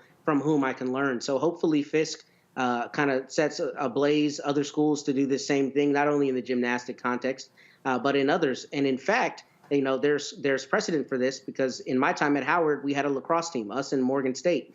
We're the two HBCUs in the country that had lacrosse teams. Wow. There's precedent for it. I know Howard has a golf team and a lot of other schools have other programs. But the point is, you know, little Black kids out there who are interested in something that is not historically Black or that's always identified with Black people who can nonetheless excel, this shows them, hey, you can compete and you can compete at the highest level and you can win. And that's important for our young people to have that confidence. And then I would be remiss, since we both went to Howard, Matt, to not say that Howard also recently added ice skating. And, you know, I grew up with a number of young Black women who ice skated. So I you know, nothing is, you know, out of reach for us as we go through this. And Michael, as we know, the more that we do it, then the more exposure it will be and the more we'll be talking about it. And then, like Matt said, it won't be cost prohibitive. There'll be programs that will be started and people will have a vested interest, Michael. Yeah, it's difficult to be what you don't see. So when you see people like you doing these things, going into gymnastics, going into ice skating, et cetera, it makes it attainable for you, makes it possible. One thing that we really need to get back into is horse racing, because African-American men dominated horse racing. The first Kentucky Derby, a lot of people don't know, ran in 1875, was won by Oliver Lewis. He was a 19-year-old former slave. We dominated horse racing, but it was white men who forced us out of horse racing because they got jealous of the type of money we were making. Okay, so that's one field that we need to get back into that we used to dominate. We used to win the Kentucky Derbies. We won the major races, the Belmont Stakes, things like this. We won the major horse races here in the country, but also in Europe as well. For those of you who are looking for something to watch, which I know it's a lot of you who are sitting at home right now, after this, though, there is an interesting documentary about Black ice hockey players. Very, very good. All right, let's move on to Jim Trotter and the fact that he was fired. Matt, he asked those questions, and it was one question too many, asked the wrong way, and his contract was not renewed. But listen, we know what all of that dancing is about. Yes, thank you again, Candace. You always hit the nail on the head because that's exactly what they said. His, quote, contract was not renewed, right? Not the same as he got fired, which is functionally what happened. But shout out to Jim Trotter. I think that this is really an important story because this shows us that the courage that we claim to have when we're called on to have it, we have to actually have it at the risk of losing jobs, at the risk of having other issues, particularly when our credibility as it relates to our job is on the line. Jim Trotter is known as the quintessential journalist, right? Mm-hmm. Very, very, very good journalist. And for him to keep asking those questions, particularly from a league that makes an inordinate amount of money on the back of Black labor and then shucks and jives when it comes to Black History Month and all the PR stuff, but nonetheless doesn't have Black people in its ranks at the levels that it should until some of the movement recently. It's very important that somebody with the platform of Jim Trotter is unafraid to ask those questions of Roger Goodell. These questions have to be asked.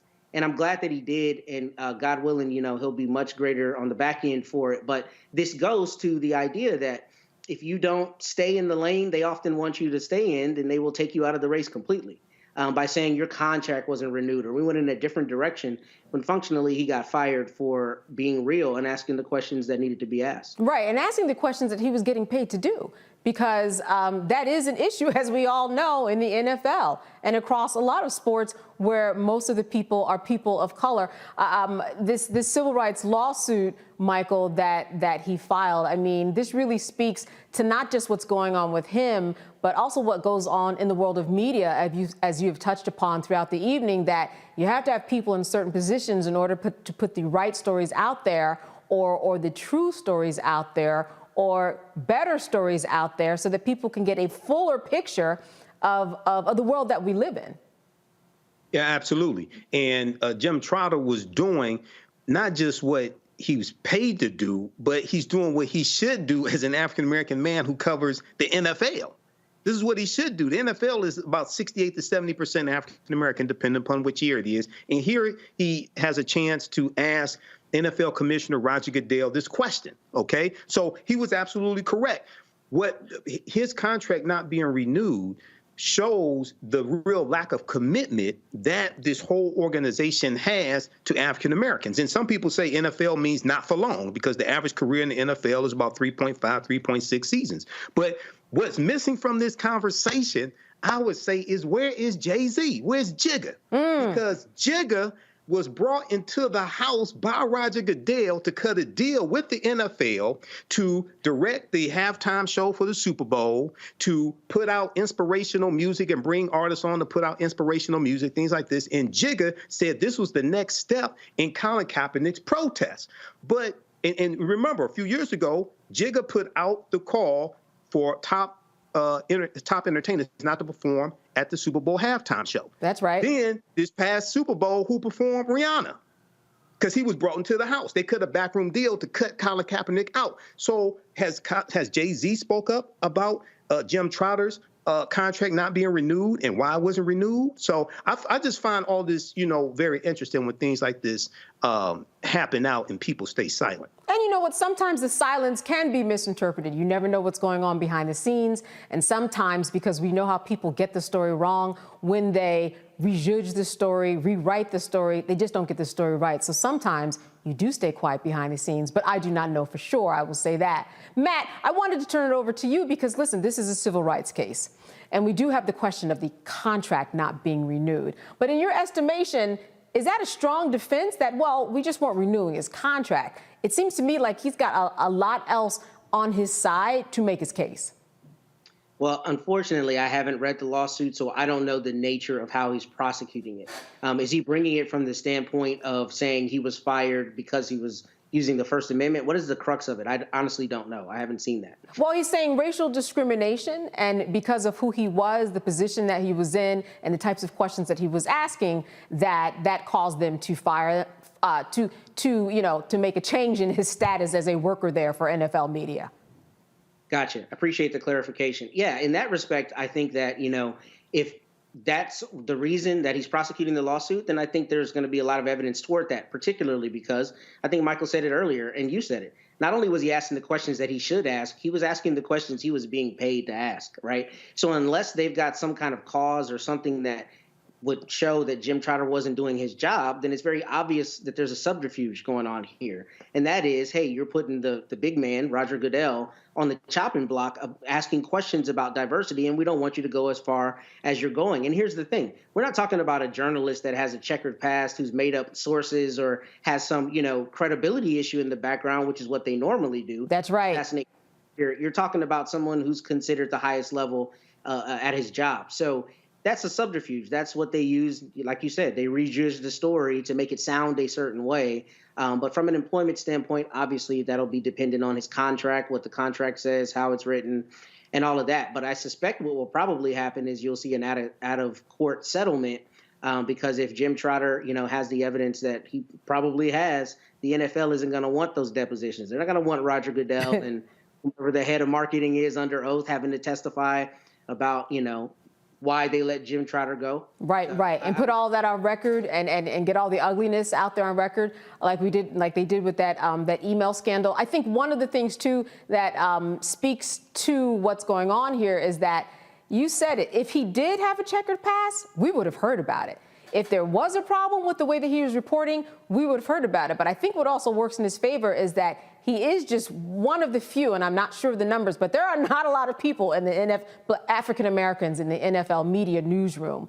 So for him to be one of the few, and again, I need those numbers, I think it speaks for itself. Why are you getting rid of him if he is held in the highest regard and you guys have made a commitment to diversity, right? We know that they have spoken about this, so I think that speaks in his favor. All right, I want to make sure that we talk about Damar Hamlin, his collapse, his recovery.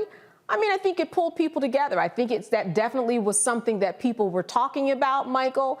And I think that when we do talk about sports and teams, it is something that people generally across the board, black and white, rally around. And he made a fine recovery. Yeah, he did make a fine recovery, and hopefully when he leaves the NFL, he won't have lifelong injuries like a lot of other former NFL players have.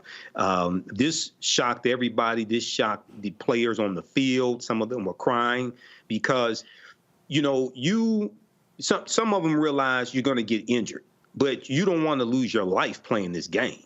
Okay, that goes way beyond what people are usually willing to sacrifice here. Luckily, he was able to get the right doctors, get the right team of doctors around him. He's given credit numerous times to his doctors. He's back out, on the playing field. So he showed tremendous courage in fighting and coming back as well. So hopefully he continues a successful career. And when he leaves the NFL, because once again, the average career is 3.5 to 3.6 seasons. When he leaves, hopefully he won't have lifelong injuries. And Matt, like he said, he did get hurt, went back to play. He's playing now.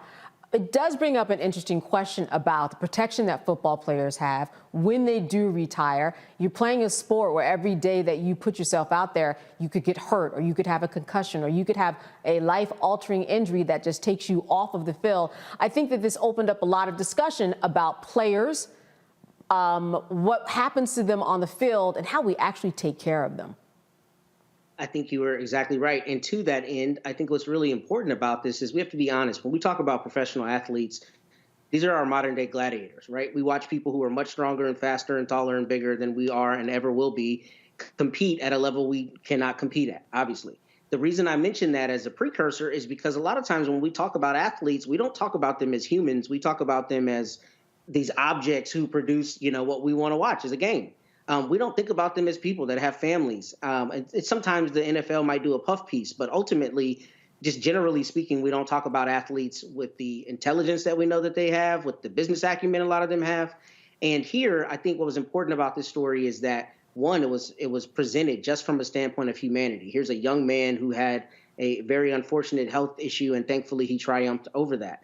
But to that end, talking about retirement and the CTE and some of the things that we know have come out of this, I'm glad that we see players standing up for themselves in the way that they are and demanding protection, because at the end of the day, it is entertainment, but it's entertainment that could basically risk your life. For entertaining us on Sunday afternoon, you're putting your life at risk, especially if you play for a long time. So I like the idea from a labor standpoint that their unions in both the NFL and the other sports are strong and are advocating strongly and are not allowing people to put them in the box of purely gladiators who don't have, attendant circumstances outside of that and larger family lives and larger concerns about retirement and their health. So this is good, and I think it centers the conversation on humanity in a way we haven't seen always applied to athletes. Absolutely. Centered upon humanity. They are not superhumans. They are indeed humans. All right, we're going to have more headlining news from 2023 after a break. Stay with us.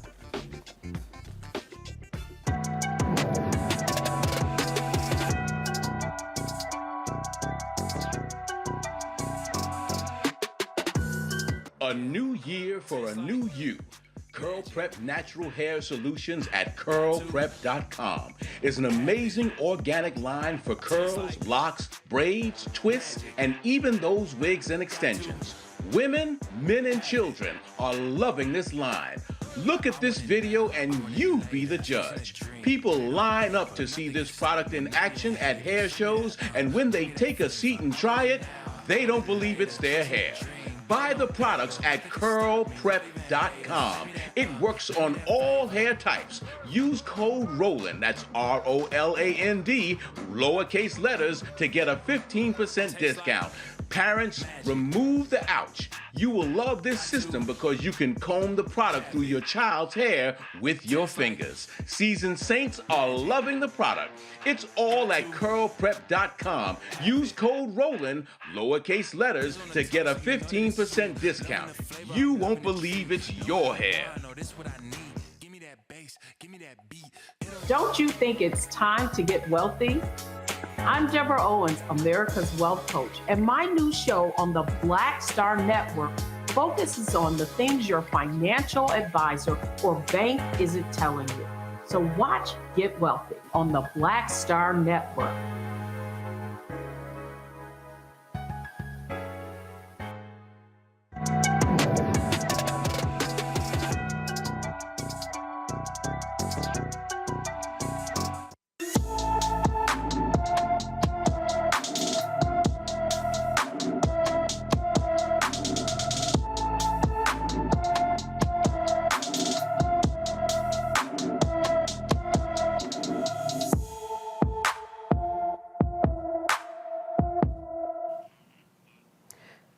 Karishiana Allen has been missing from Little Rock, Arkansas since December 12, 2023. The 17-year-old is 5 feet 3 inches tall, weighs 140 pounds, and has black hair and brown eyes.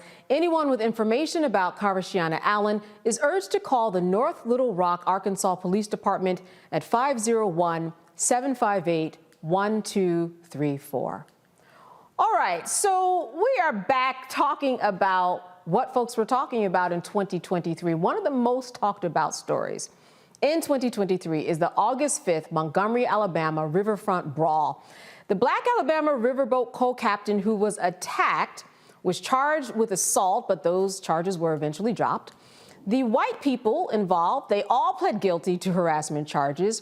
Reggie Bernard Ray, the man who used the folding chair as a weapon, pleaded guilty to disorderly conduct.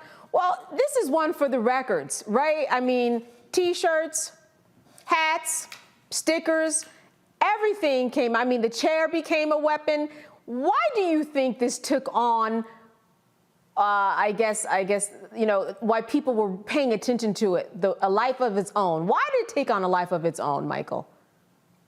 Well, because this was this was African Americans fighting against white people, and this is in Alabama. And Alabama is where Bloody Sunday took place, March 7th, 1965. Alabama, former Confederate state, it has a history of racial conflict. So here we see this riverboat co-captain, Damian Pickett.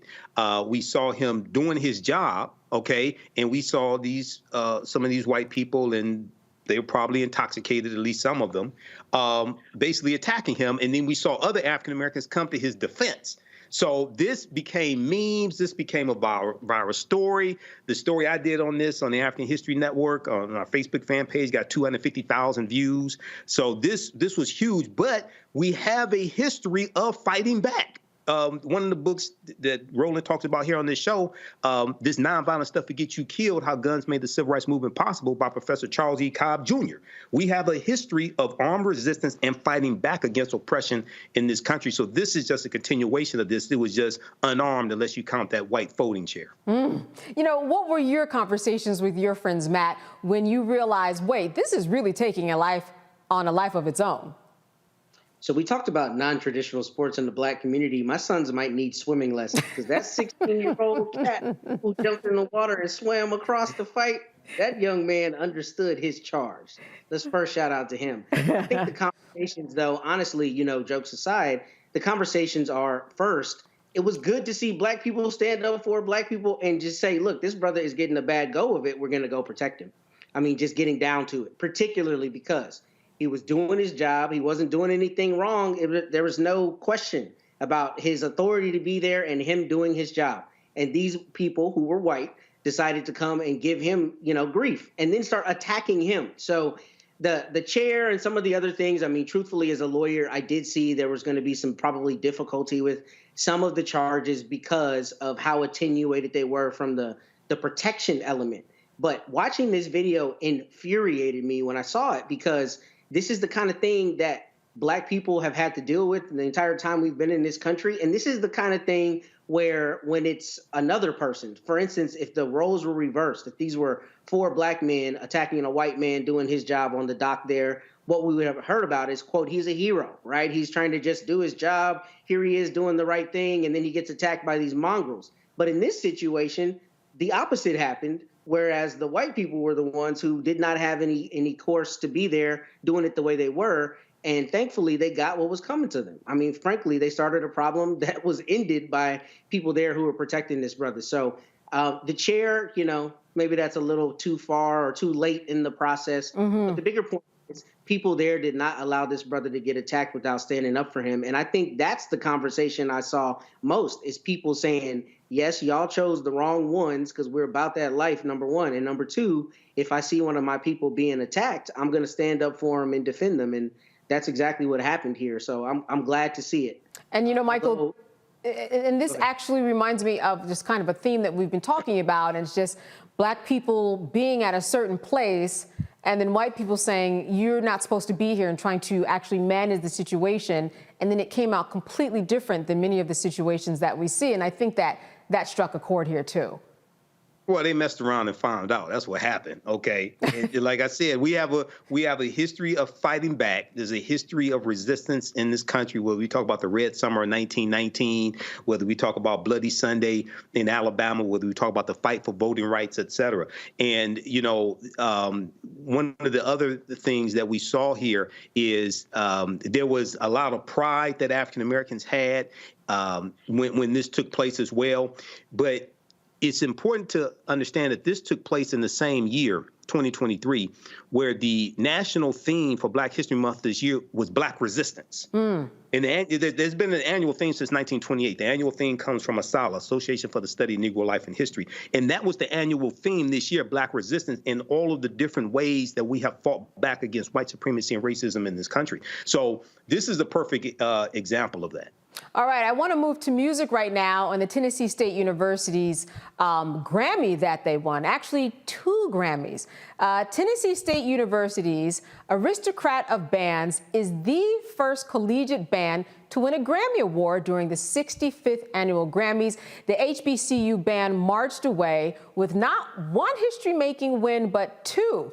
TSU scored 2 gramophones in the Best Roots Gospel Album category for the Urban Hymnal and their feature on Jay Ivey's The Poet Who Sat by Their Door. I think this is just amazing. I mean, you hear this story and you see the excitement, Michael, on these students' faces that they actually won a Grammy Award. It all started out with just a little idea, and they decided, let's make this an album. They did their work, and after their work, they went and recorded right at the school, and they actually won a Grammy, the first of this kind ever. This is fascinating.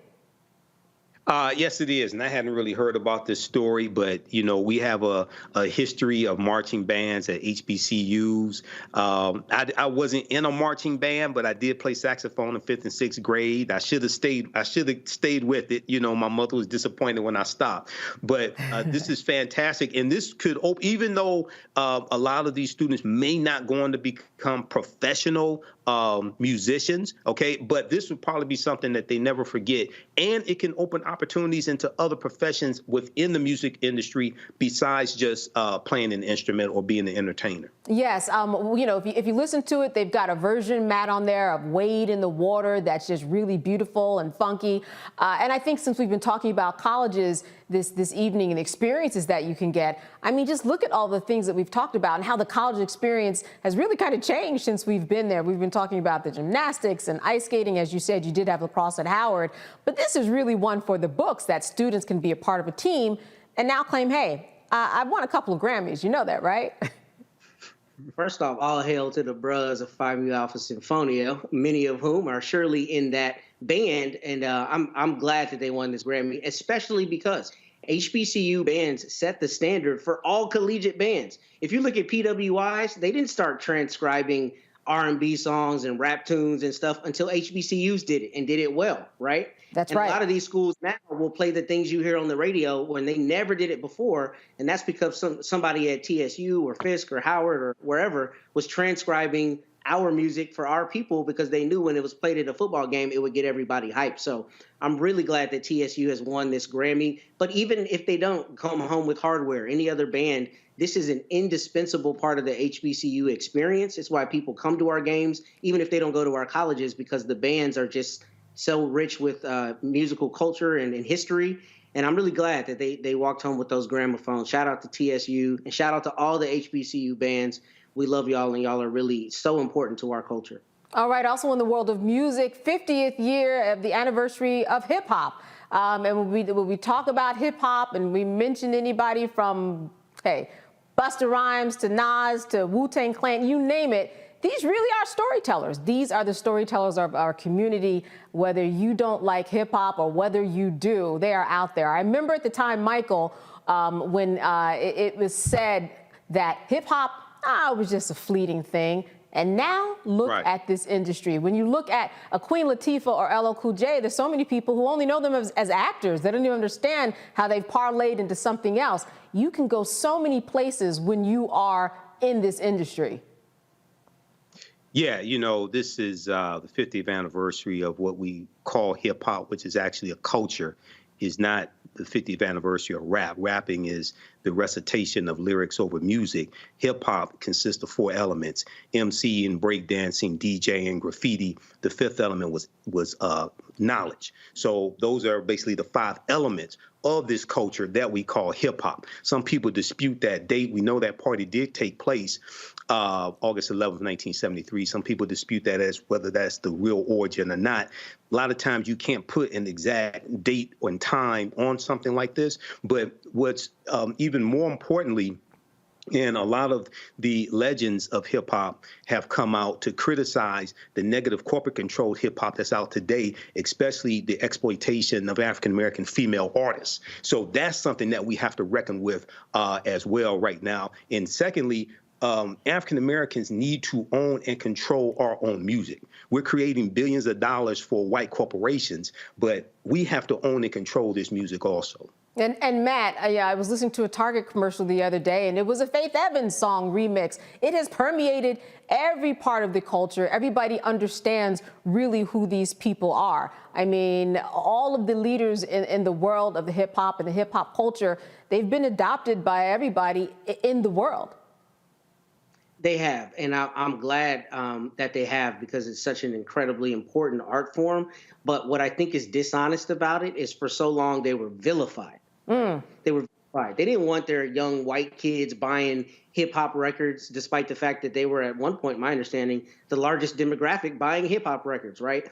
So I'm glad that there is less of an attack on hip hop now. But I think Michael's exactly right about ownership. I mean, that's an important thing that needs to be democratized. Because as we know, what has happened in the music industry and happened in music in general is you can produce now albums in a way you were not able to do so even 10 years ago, let alone 20, 30 years ago. So it's democratized the process. And a lot of people who are now artists that we hear and see every day are people who may not have had that opportunity years ago. However, we need to make sure that what we democratize is the information, understanding what a 360 deal is, understanding how residuals work, understanding how streams work. I mean, I saw a thing today about Snoop Dogg talking about how he had a billion plays on Spotify, and it only culminated in like $45,000 in royalties.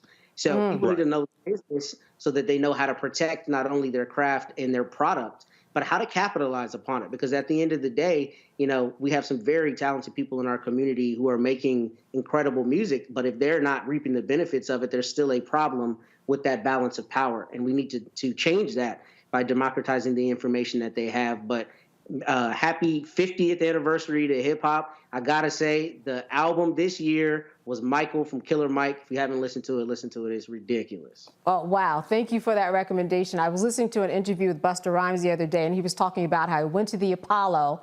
His father was like, why are you doing this? This is not going to go anywhere. Of course, this was decades ago. And when he failed, his father said, I told you so.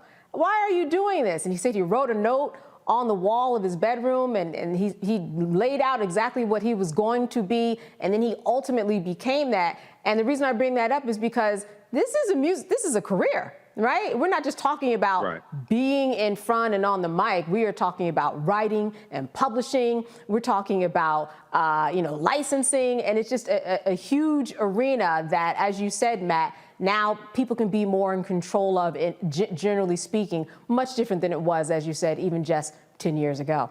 Also, in the world of music, Tracy Chapman made country music history by becoming the first Black woman to be the sole writer of a song to top the country charts. I mean, it only took a few decades, Michael, but she did it. And I think that this is a story that is really worth paying attention to because of the fact that she is a Black woman, and it's really kind of long overdue in terms of Tracy Chapman and her place in history. And it's great that she is being recognized. I mean, that song is really powerful. Yes, it is. Hold on. Fast Car. Yes, it is. Okay, I'm on. Yeah, Fast Car. So it was remade by Luke Combs. Now, this is one of the few times that it has been a benefit to an African-American artist for a white artist to cover your song, because there's a history of white artists covering Black people's songs. Little Richard talked about this when Pat Boone did Tutti Frutti. It was horrific, number one. But you had white people doing other Black artist songs. You had Elvis Presley doing Big Mama Thornton's Hound Dog. So here, this has benefited her. And if I remember correctly, she wrote the song also. If I she did. Got this.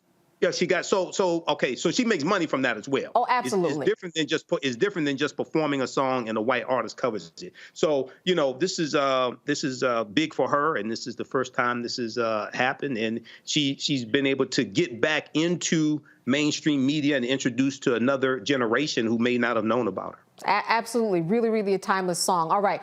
We've run out of time for this break, but we are going to be back after this break, and we're going to talk more with our panel. Stay with us on Roland Martin Unfiltered here on the Black Star Network.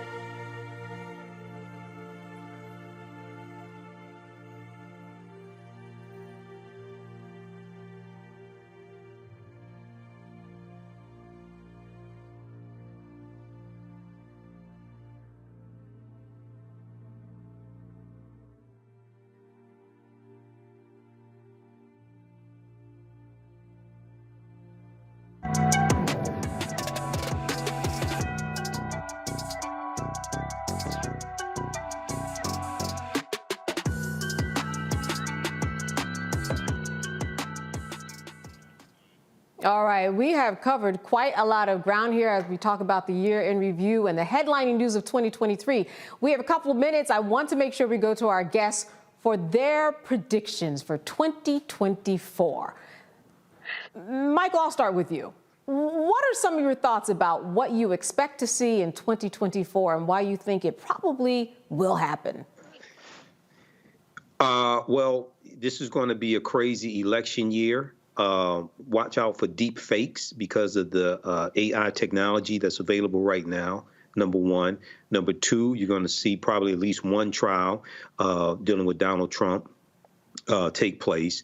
Number three, we're going to really have to understand politics is the legal distribution of scarce wealth, power, and resources. And we're going to have to come out and vote our interests. And I think Joe Biden and Kamala Harris are going to win when people realize what's at stake, one. Number two, what has been accomplished in the 3 years that they've been in office. And also, I'm expecting some type of political violence as well. We've already seen the increase in death threats against members of Congress. We've seen a death threat against Judge Chocton in the Washington, D.C. case. So I'm expecting political violence to take place as well. All right, Matt, I will toss it over to you. I think in 2024, Black people are going to continue being great. We're going to continue thriving despite some of the circumstances we're in. Often, I think Mr. Trump is going to get convicted in at least one of his cases. I think the Supreme Court is going to try to give him immunity and or say that he deserves to be on the ballot. I think their logic is going to be that there hasn't been a judicial finding, or at least in some of the circumstances, judicial findings that he engaged in an insurrection. I think they're going to tap dance around the Constitution, which pretty clearly says if a person has engaged in an insurrection, it doesn't talk about how that finding is made. I think they'll find a way to say that he has not been proven to have engaged in an insurrection and he'll be allowed to be on the ballot. I don't know about the election. I'm concerned. I want to believe that people who have their eyes open of all political stripes are going to recognize that he has been very clear about his bend towards authoritarianism. But the fact that he's so far ahead in the polls and hasn't even shown up at a debate should let you know that the people who are riding for him are really riding for him. So I wish I had a clear prediction on that. I want to believe that reason will prevail, but unfortunately, I don't know that I can believe that. I think the Supreme Court, I saw a comment earlier, somebody was asking about our rights being eroded, what rights are being eroded. I think a lot of rights are being eroded, not only because of the abortion issue and affirmative action, but I think anything that you saw the Warren Court do back in the 60s, anything take for granted as rights, I think are on the chopping block now.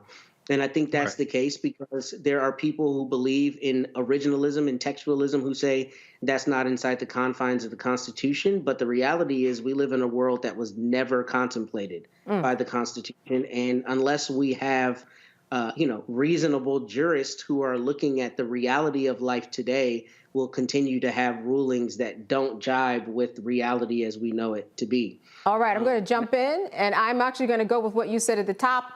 Black people are going to continue to be great. That is 100% certain.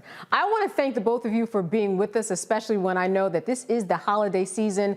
Loved having you here tonight. As always, a wonderful discussion. Thanks. Good seeing the both of you. Happy New Year to you. Happy New Year to you. You're always awesome, Candace. So shout out to you. Matt, I appreciate that. I appreciate that. Listen, that does it for us here at Roland Martin Unfiltered in 2023. We wish you all a safe new year, and we want to thank the Bring the Funk fan club members who have supported us this year. We'll see you in 2024. Holla!